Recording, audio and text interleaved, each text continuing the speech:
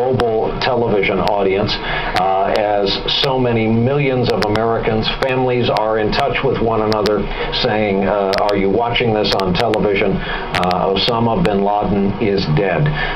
Again, it's been 9 years, 7 months, and 20 days since 9/11, the day when most Americans began to hear the name, learn more about the man who was the founder of the organization we now know as Al-Qaeda, and thus the mastermind behind the attacks of 9/11 that changed the world, changed this country forever, certainly changed U.S. foreign policy. The President is expected to obviously declare the news and then talk about the other issues that come out of this, including but not limited to safety of Americans and American facilities.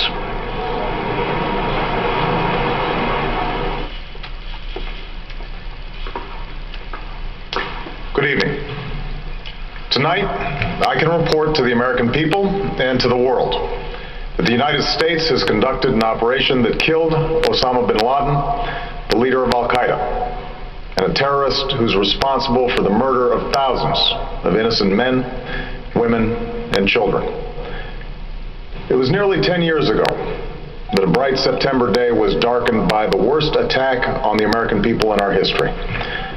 The images of 9/11 are seared into our national memory. Hijacked planes cutting through a cloudless September sky, the Twin Towers collapsing to the ground, black smoke billowing up from the Pentagon, the wreckage of Flight 93 in Shanksville, Pennsylvania, where the actions of heroic citizens saved even more heartbreak and destruction. And yet we know that the worst images are those that were unseen to the world.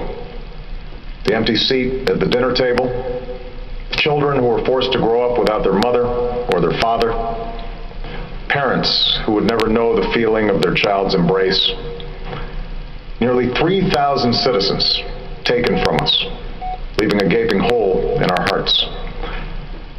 On September 11th, 2001, in our time of grief, the American people came together. We offered our neighbors a hand, and we offered the wounded our blood. We reaffirmed our ties to each other and our love of community and country. On that day, no matter where we came from, what God we prayed to, or what race or ethnicity we were united as one American family. We were also united in our resolve to protect our nation and to bring those who committed this vicious attack to justice. We quickly learned that the 9/11 attacks were carried out by Al-Qaeda, an organization headed by Osama Bin Laden, which had openly declared war on the United States and was committed to killing innocents in our country and around the globe. And so we went to war against Al-Qaeda to protect our citizens, our friends, and our allies. Over the last 10 years, thanks to the tireless and heroic work of our military and our counterterrorism professionals, we've made great strides in that effort. We've disrupted terrorist attacks and strengthened our homeland defense. In Afghanistan, we removed the Taliban government, which had given Bin Laden and Al-Qaeda safe haven and support. And around the globe, we worked with our friends and allies to capture or kill scores of Al-Qaeda terrorists, including several who were a part of the 9/11 plot. Yet, Osama bin Laden avoided capture and escaped across the Afghan border into Pakistan. Meanwhile, Al-Qaeda continued to operate from along that border and operate through its affiliates across the world. And so shortly after taking office, I directed Leon Panetta, the director of the CIA, to make the killing or capture of bin Laden the top priority of our war against Al-Qaeda, even as we continued our broader efforts to disrupt, dismantle, and defeat his network. Then, last August, after years of painstaking work by our intelligence community, I was briefed on a possible lead to bin Laden. It was far from certain, and it took many months to run this thread to ground. I met repeatedly with my national security team as we developed more information about the possibility that we had located bin Laden hiding within a compound deep inside Pakistan. And finally, last week, I determined that we had enough intelligence to take action and authorized an operation to get Osama Bin Laden and bring him to justice. Today, at my direction, the United States launched a targeted operation against that compound in Abbottabad, Pakistan. A small team of Americans carried out the operation with extraordinary courage and capability. No Americans were harmed. They took care to avoid civilian casualties. After a firefight, they killed Osama Bin Laden and took custody of his body. For over 2 decades, Bin Laden has been al-Qaeda's leader and symbol, and has continued to plot attacks against our country and our friends and allies. The death of Bin Laden marks the most significant achievement to date in our nation's effort to defeat al-Qaeda. Yet his death does not mark the end of our effort. There's no doubt that al-Qaeda will continue to pursue attacks against us. We must, and we will, remain vigilant at home and abroad. As we do, we must also reaffirm that the United States is not and never will be at war with Islam. I've made clear, just as President Bush did shortly after 9/11, that our war is not against Islam. Bin Laden was not a Muslim leader. He was a mass murderer of Muslims. Indeed, al-Qaeda has slaughtered scores of Muslims in many countries, including our own. So his demise should be welcomed by all who believe in peace and human dignity. Over the years, I've repeatedly made clear that we would take action within Pakistan if we knew where Bin Laden was. That is what we've done. But it's important to note that our counterterrorism cooperation with Pakistan helped lead us to Bin Laden and the compound where he was hiding. Indeed, Bin Laden had declared war against Pakistan as well and ordered attacks against the Pakistani people.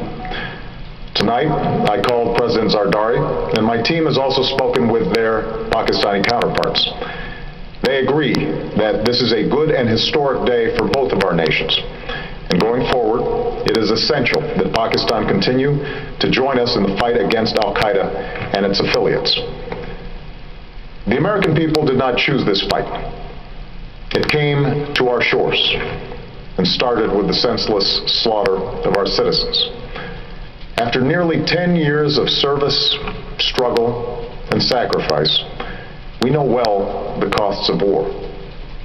These efforts weigh on me every time I, as Commander-in-Chief, have to sign a letter to a family that has lost a loved one, or look into the eyes of a service member who's been gravely wounded.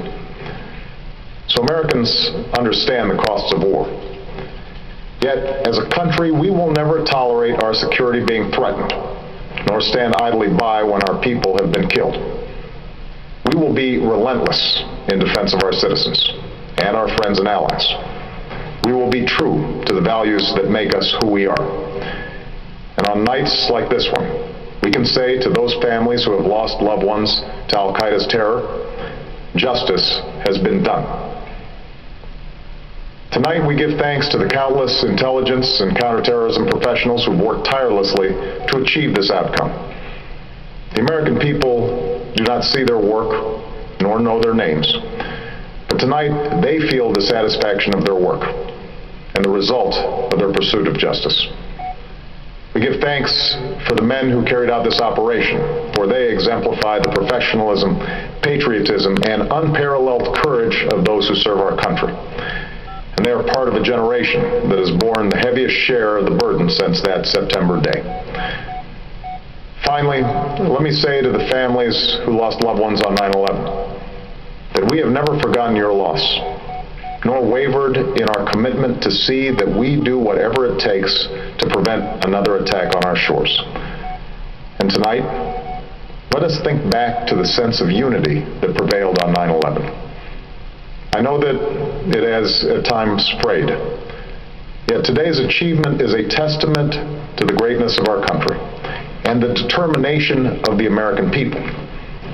The cause of securing our country is not complete, but tonight we are once again reminded that America can do whatever we set our mind to. That is the story of our history. Whether it's the pursuit of prosperity for our people, or the struggle for equality for all our citizens, our commitment to stand up for our values abroad, and our sacrifices to make the world a safer place. Let us remember that we can do these things not just because of wealth or power, but because of who we are. One nation, under God, indivisible, with liberty and justice for all. Thank you. May God bless you. And may God bless the United States of America. And with that, the President of the United States announcing that Osama Bin Laden, the founder of Al-Qaeda, a man with thousands of Americans' blood on his hands, has been killed in an overseas raid at the hands of the United States military. They have been pursuing him. He has been on the run for just under a decade, and it has happened. Apparently, the proof in the form of his body is in hand after a firefight. His body was taken by U.S. Special Forces.